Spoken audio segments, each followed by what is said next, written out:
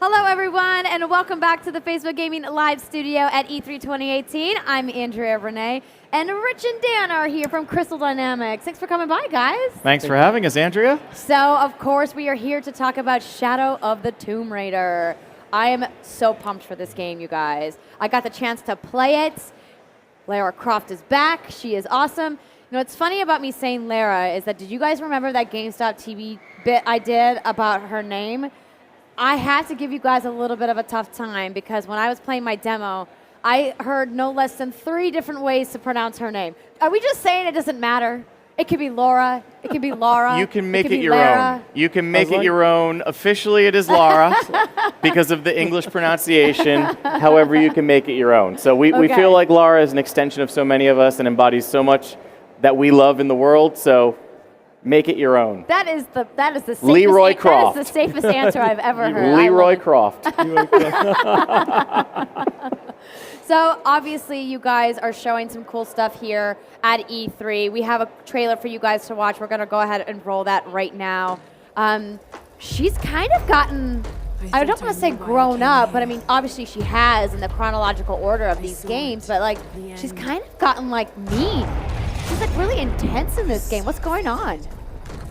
I think that we tend to say, okay, maybe not mean, hopefully, but... Well, to the bad guys. To Trinity, she is definitely obviously. driven and obsessive. And the whole point is that Lara is at the most capable she's ever been. She's at the height of her skills.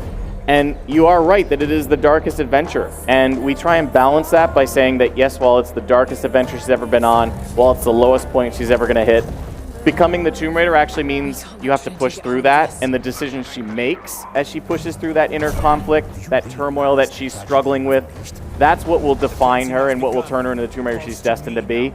But you're absolutely right that because the stakes have never been higher, this is the apocalypse. She is trying to save the world. Trinity is trying to remake it in their image. Lara feels like at times the ends justify the means, and she feels also this struggle to not become the enemy that she's fighting. That's one of the things also is that when you started in Cozumel, when the Day of the Dead, her mean part, like you're saying, or the way she was driven, it's really about stopping Trinity because of what they've done to her.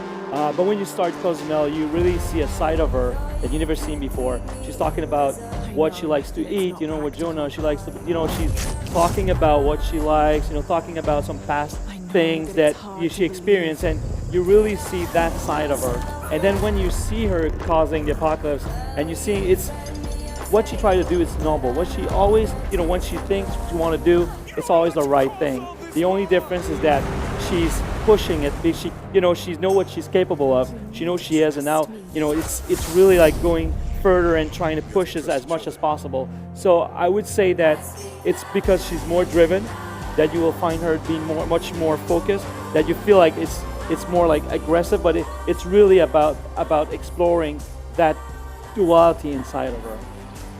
You guys really summed that up quite nicely. You've been practicing this bit, haven't you? It's day 3. So. It is indeed. Now, I'm glad you brought up Jonah. The interplay that we kind of saw between them in the demo is nice because it feels like she sometimes has to be like a one-woman army. Like she's like, I have to take on all of this weight and responsibility by myself. And he's like, no, I'm here for you. Yeah. So like, are we going to see him kind of step up and take a bigger role? Yeah, absolutely. And I think that Lara and Jonah's relationship has evolved on a couple different levels. Lara, she has always felt this burden. We call it the burden of responsibility because she's one of the few people who actually knows that the secret of immortality is out there. She knows what Trinity is trying to do with it. And so when she triggers the Maya apocalypse, because she thinks, oh, I have to take this relic, I can't let Trinity have it. That turned out to be the wrong decision, but of course now she feels like I have to set things right. So she just keeps adding that onto her own shoulders. And as you correctly pointed out, Jonah's saying, it's not all about you. Like, I can help you, but we also have to be able to do good and help the people around us. And so Jonah acting as Lara's moral compass, Jonah pushing back against Lara, like these are all really powerful moments because Jonah was the one that followed her everywhere, and to see him actually challenging her and questioning her motives the same way that the player will be questioning him, saying, are you doing this for revenge? Are you doing this as part of your obsession? Or are you really just trying to save the world? having those moments between Lara and Jonah, I think, is really powerful and a really big part of the narrative. We also try to make sure that there's moments of levity, and Of that's some of my course. favorite stuff. I can say that I've never before Shadow laughed out loud during a Tomb Raider game, and I have. There are moments that we introduce with Lara and Jonah to really try and deepen their relationship and show what would happen, the camaraderie that would develop if you've been adventuring for someone for all these years. Yes, I mean, someone's got to rein her in a little bit, right? So we have some gameplay showing on screen right now. You guys are doing some really cool new things with gameplay this time around. I keep telling people I just want to become one with the mud. Oh, absolutely. There's a lot of things we adding here in terms of combat, in terms of traversal. The puzzles are more complicated, more bigger. They're more epic. So there's a lot of things we adding to a point where we had to redefine the way we were approaching environment. When we were working on Rise on Tomb Raider 2013, we had a way to build the levels and things like that. And here we had to rethink about them because there's a lot of descending in this game. There's a lot of exploration with the social aspect of it. So there's a lot of things. So when you're thinking about combat, one of the things we wanted to implement here is that on Rise, we had a lot of opportunities that were presented to the player, but they were about popping the bubble. They were like, shooting people and using these opportunities. But in this case, what we wanted to do is that now Lara is more capable. Lara is more experienced about the world, about surviving the world.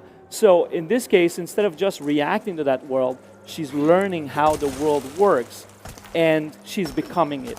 And when she's tackling with the enemies, she's using that world. And the enemies, they don't know that it's her. They think it's the jungle. They think it's the world that is attacking her. So things like the mud, applying the mud, the people will not know. You will be able to hide easier.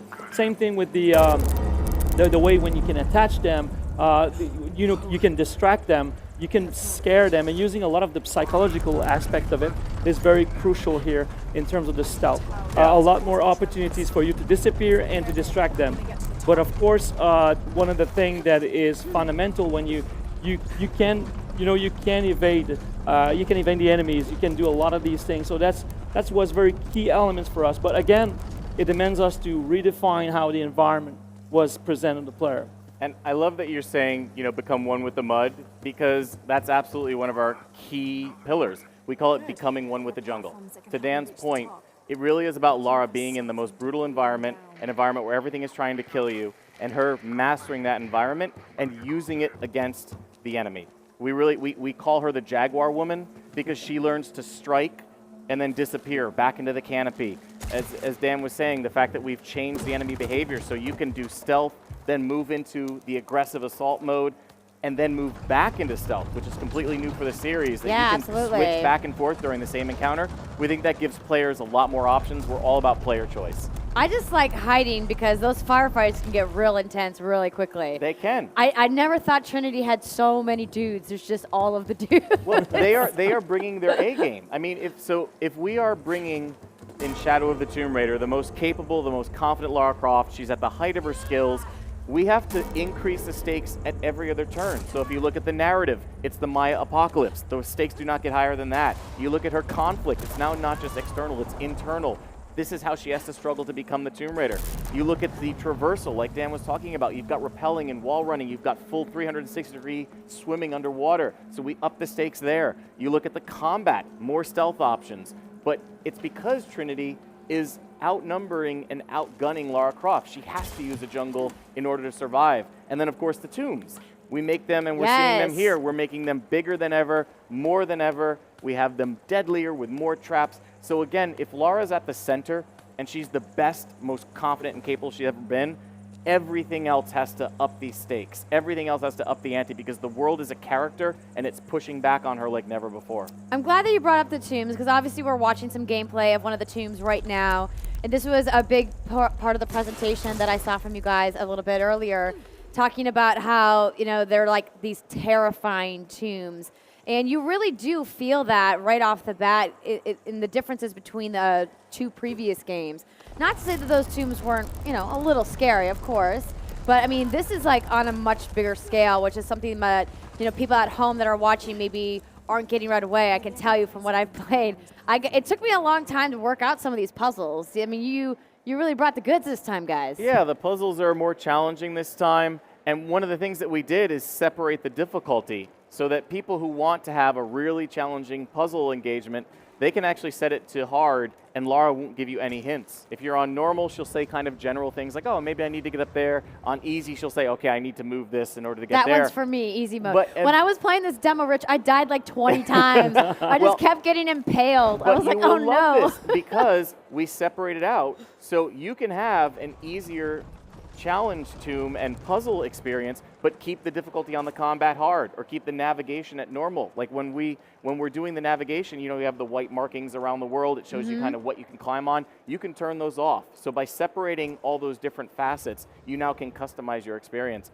But to the tombs, as you were saying, this one is not as scary. It's the first real major tomb that you go in. Yeah. But later, when you get deeper into the Maya civilization, you're talking about a culture that celebrates death, that worships fear. And we have 3 stages to it. The first, we call it treacherous spelunking. It's just harder to get there in the first place. Lara's going to be climbing upside down. That's why you see all the definition on her muscles now. Oh, She's yeah. been really working out on the traversal. The second is what we call a terrifying vista. When you see it, they are saying, do not come in here. I mean, Do you not guys walk had in. some pretty intense moments. That Yeah. I think it was in the first game when she's like going through that like pool of Oh blood. yeah. Oh, it's even worse now. Oh, my It's- gosh, That's what? nothing. That is a big. That's a cruise. at this point. And then when you Oh, get inside, no. the third part is everything's trying to kill you. Now even failure on the puzzles can result in your death. So at every stage, we're really increasing the stakes and making the tombs more brutal and terrifying than ever. I don't know if I'm ready for this. I think you can do it. I Oh think my you've gosh. got it. You guys, it's happening so soon too, September. September 14th on PS4, Xbox One, and PC. So we're incredibly excited. We told our fans it's not going to be too long from our reveal to when you can actually play the game. So 6 months from start to finish. We will obviously, after the initial the initial launch, we have a DLC plan. We've talked about how challenge tombs every single month, which will give you new content, new adventure, new outfits, new weapons, new skills for Lara. But we really are excited for fans to be able to jump right in on September 14th. Well, gentlemen, thank you so much Thank for you. coming by the stage. We got to see some great gameplay. As you guys heard, September is just a few short months away. I hope you guys enjoy the rest of your E3. Thank We're going to you. have lots more content for you guys at home right here from the Facebook Gaming Live studio.